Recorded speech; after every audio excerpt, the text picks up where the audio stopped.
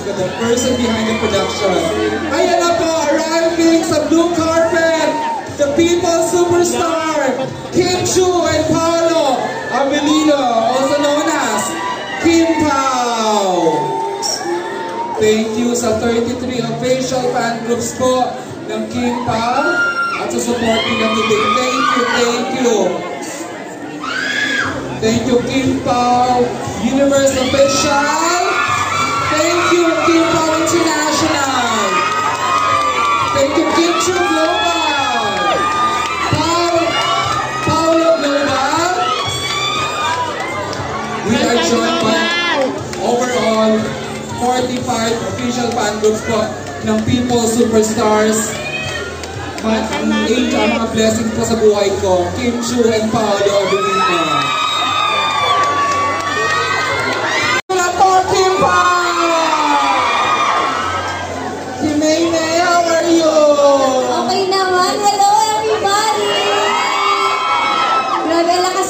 Sa labas, but thank you so much sa pagpunta on a Monday afternoon. Monday ba? Tuesday pala. Tuesday pala. Maraming salamat po. Kakaiyak ang support team. Alam niyo naman, nakikita niyo naman yung support. Yes, sa lahat ng mga Kimers, mga Paos, Kim Paos, and everyone nakasama sa family na ito. Thank you so much. Sobra talaga. Paolo Avellino! At ayan nga ho, tulad po ng sabi ni Kim, maraming salamat po. Tumabas kayo kahit maulan, kahit bumabagyo. Thank you for your time at sana magustuhan ninyo ang programa na ginawa namin lahat na The Alibis. Yung ginawa ni Paolo, nagpakulot talaga siya dito. Numupa na yung kulot niya, guwapo-guwapo na ulit. Kim, Pao, alam ko nahirapan talaga kayo mounting this. How was the experience doing The Alibi? Good. Doing The Alibi, mahirap pero ma-fulfilling after.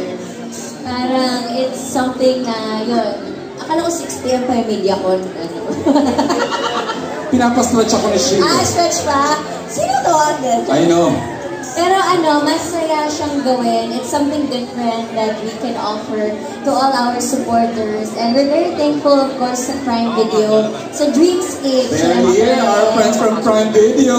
Yes! We're very thankful and we're very excited na mapanood ninyo. 3 more days to go.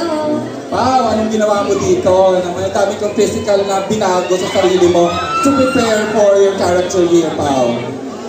Sakto lang naman, sakto lang. Pero more than anything, yung character namin ni Kim, kung paano nagde-develop yung samahan nila at yung mga nangyayari sa story. I'm sure may excite kayo at kakabahan kayo.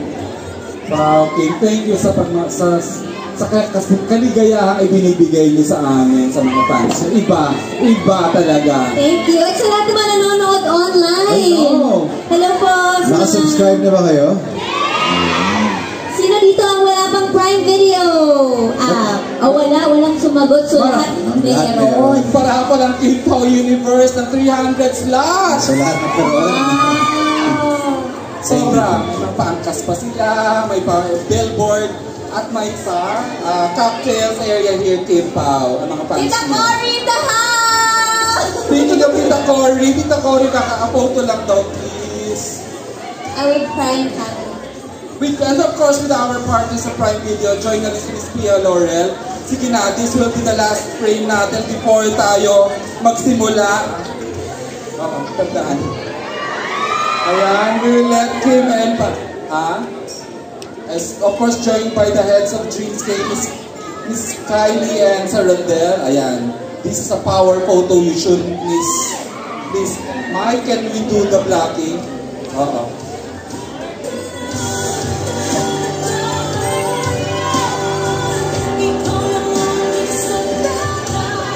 Ayan, Miss Kyle joins Sir over here para balance.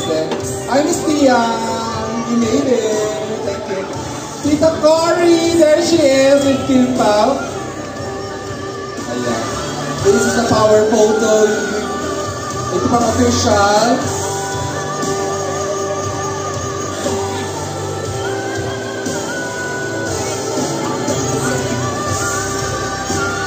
More, sige pa, go.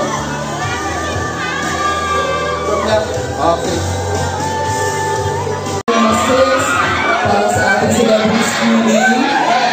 again, our COO, Corlin guys. Thank you to the Corlin. Thank you, Miss Pia Laura. Thank you, Emma. Of course, Official Catering. Official Catering. Thank you. The media.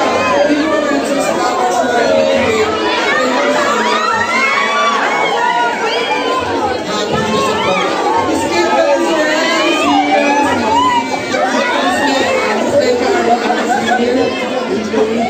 We are honoring the great day on Junal Saturday, and this is just proper na nakikita niya na tinutuloy natin ang vision niya of developing concept stories na mapapanood globally ng bawat Pinoy. And hindi naman suplete yan without the support of Miss Lani Gutierrez. Miss Lani Gutierrez, business unit head ni Kim sa Showtime. Okay, sige. I will get the cue here. The moment na pumasok na po ang mga boss, Direk Jojo, Sagin, Ona, Tia sa loob.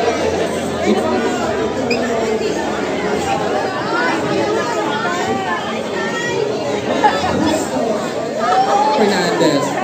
Sige, ayan. There's a ongoing protocol po. Rona, nakikita natin. Thank you.